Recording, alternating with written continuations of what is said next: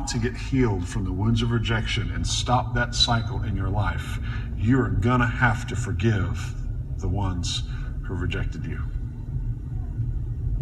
Forgiveness is a choice. It's not a feeling.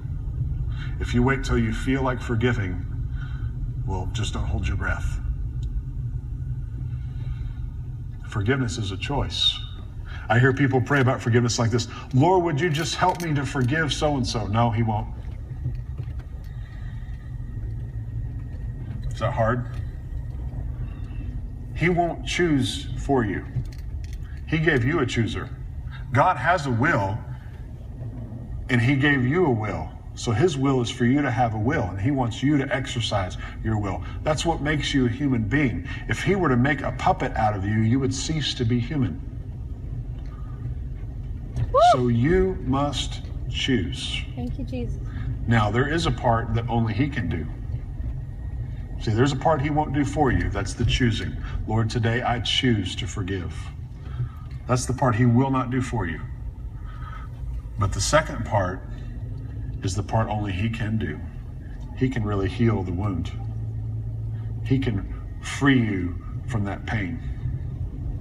He can give you a new set of lenses to see others, to see him, to see yourself through. You can't do that part. Only he can do it.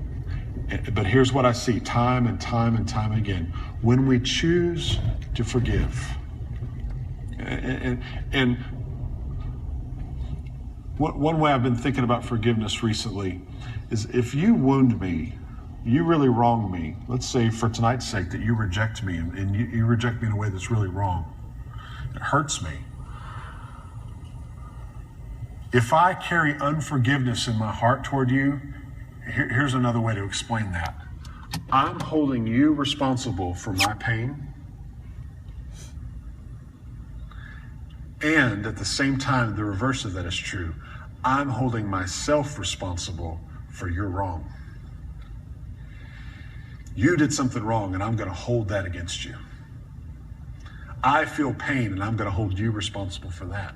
So unforgiveness is really the misappropriation of responsibility.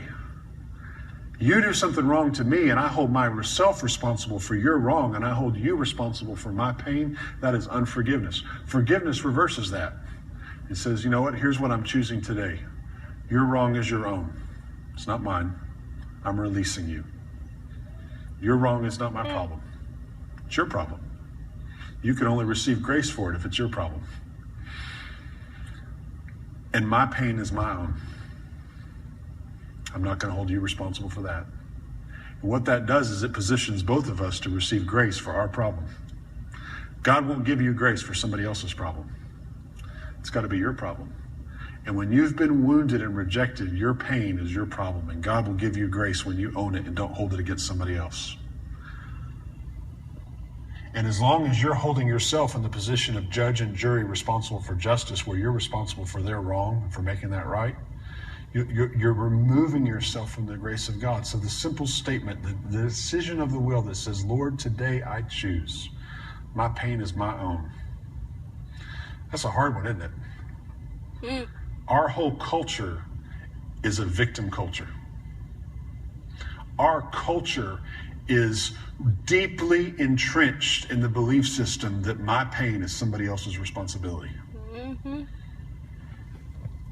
It seems so foreign to think in terms of taking ownership of pain. Say, no, that's my pain. What you did was wrong. But my attitude about it, my outlook about it, what I choose to do with it, the way I've carried it and responded to it for these last years or even decades, that's all me. And today I'm owning that. I'm not going to hold it against you anymore. And I'm going to bring this thing before the Lord and let him deal with it. And we'll tell you how he does that in a minute.